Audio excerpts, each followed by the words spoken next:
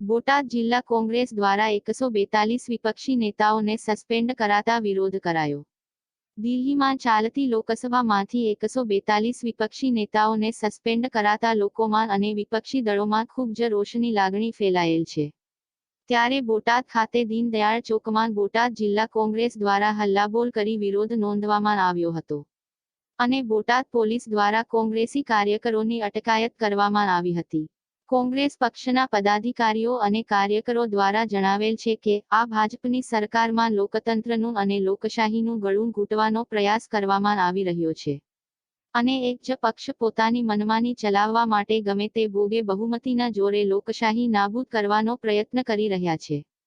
ત્યારે લોકસભામાંથી 142 સાંસદોને સસ્પેન્ડ કરાતા તેના વિરોધમાં બોટાદ કોંગ્રેસ પક્ષ દ્વારા વિરોધ કરવામાં આવ્યો હતો। ત્યારે બોટાદ પોલીસ દ્વારા કોંગ્રેસ પક્ષના જિલ્લા પ્રમુખ તેમજ અન્ય કોંગ્રેસ પક્ષના કાર્યકરોની અટકાયત કરવામાં આવેલ હતી। Rajesh Shah, R news Botad.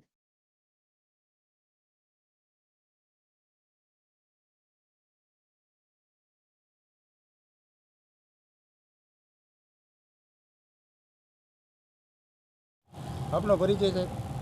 મારું નામ રમેશભાઈ મેર, બોટાદ જિલ્લા કોંગ્રેસ સમિતિના પ્રમુખ છું। આજનો કોઈ કાર્યક્રમ કોંગ્રેસ સમિતિ દ્વારા કરવામાં આવ્યો તો શું હતું?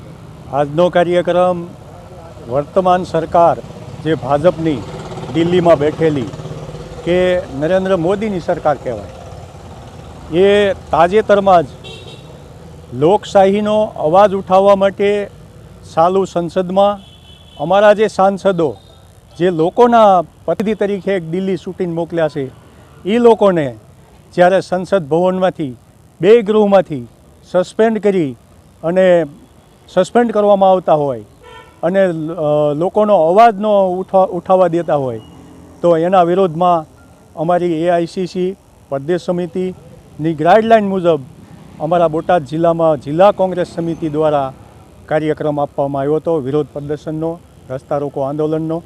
પણ હાલની વર્તમાન સરકાર પોલીસને આગળ કરી અને કોઈ પણ લોકો સુધી અવાજ પહોંચે નહીં અને દબાવી અને ધરપકડ કરી લેવામાં આવે છે। આપનો પરિચય સાહેબ? જગદીશભાઈ મોતીભાઈ ચાવડા, 106 ગઢડા વિધાનસભાના પૂર્વ ઉમેદવાર।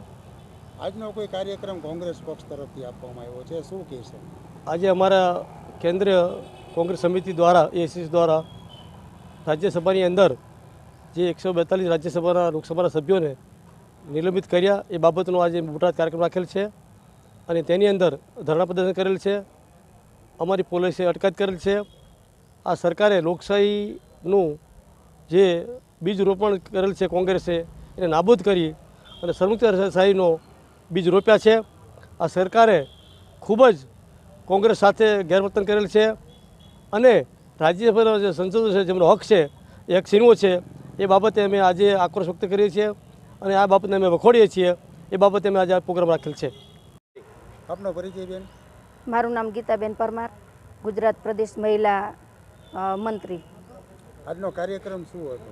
આજનો કાર્યક્રમ હાલમાં જે સંસદની અંદર અમારા 142 ધારાસભ્યોને જે સસ્પેન્ડ કરવામાં આવ્યા છે અને લોકશાહીનો જે અવાજ દબાવવાની અંદર આવ્યો છે એના અનુસંધાને એઆઈસીસી અમારા પ્રદેશમાં અને આખા ઇન્ડિયાની અંદર આ પ્રોગ્રામ આપવામાં આવ્યો છે, આંદોલનનો, રસ્તા રોકો એના માટેનો।